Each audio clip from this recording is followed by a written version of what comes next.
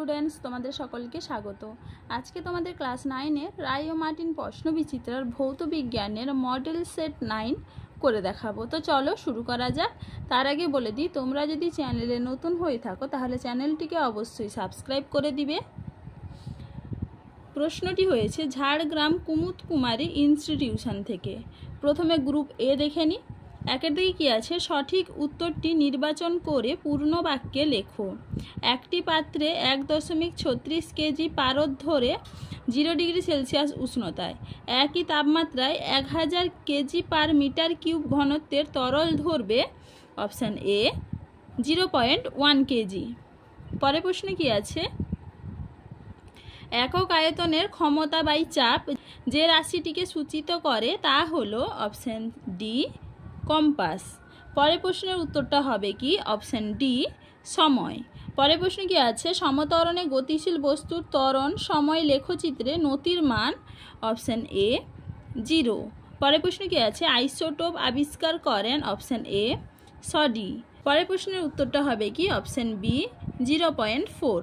পরের প্রশ্নের উত্তরটা হবে কি, অপশান বি।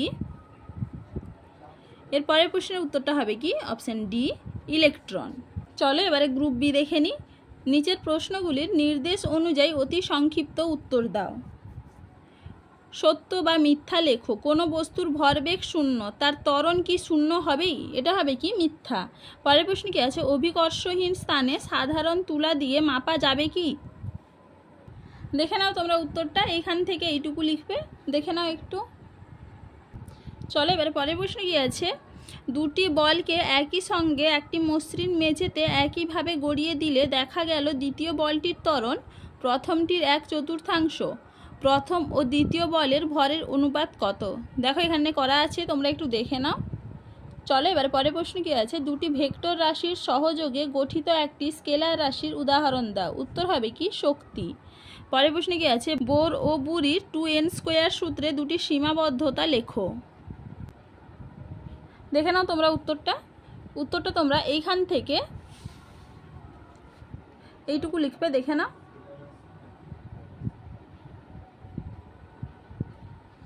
চলো এবারে পরের প্রশ্নে কি আছে, সুস্থির কক্ষপথ বলতে কি বোঝায়?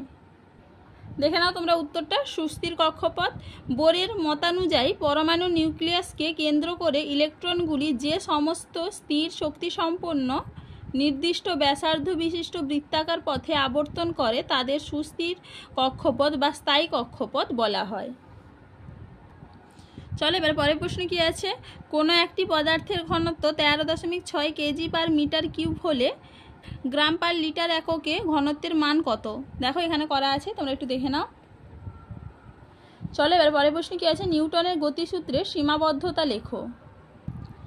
এই প্রশ্নের উত্তরটা তোমরা তোমাদের টেক্সট বই থেকে একটু করে নিবে। গ্রুপ সি দেখে নি। নিচের প্রশ্নগুলির সংক্ষিপ্ত উত্তর দাও।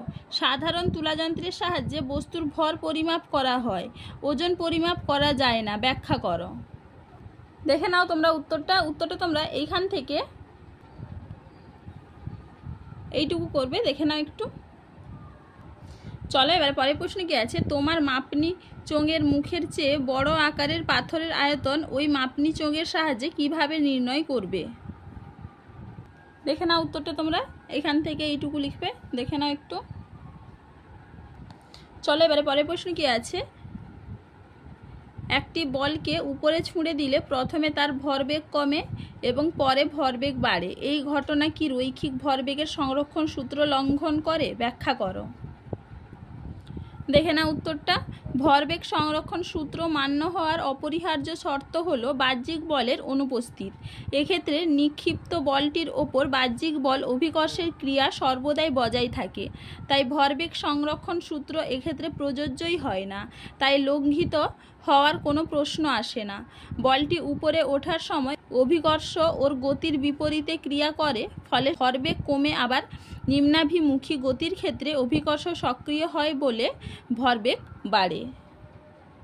চলো এবারে পরের প্রশ্নে কি আছে, বৃষ্টি ভেজা রাস্তায় ছোট ছোট পা ফেলে হাঁটাচলা করতে হয় কেন? দেখে নাও তোমরা উত্তরটা এইখান থেকে এইটুকু লিখবে, উত্তরটা দেখে নাও একটু। তাহলে দেখো স্টুডেন্টস, আমি এখানে তোমাদের প্রশ্নগুলির উত্তর কত নম্বর পেয়েছে, কত নম্বর প্রশ্নের উত্তর সেটা লিখে দিয়েছি, তোমরা একটু দেখে নাও। আর গ্রুপ ডিটা তোমরা তোমাদের একটু পাঠ্য বই থেকে দেখে নিবে একটু। চলো আজকে এইটুকুই, দেখা হচ্ছে পরের ভিডিওতে। ভিডিওটি ভালো লাগলে লাইক অ্যান্ড সাবস্ক্রাইব করে দিবে।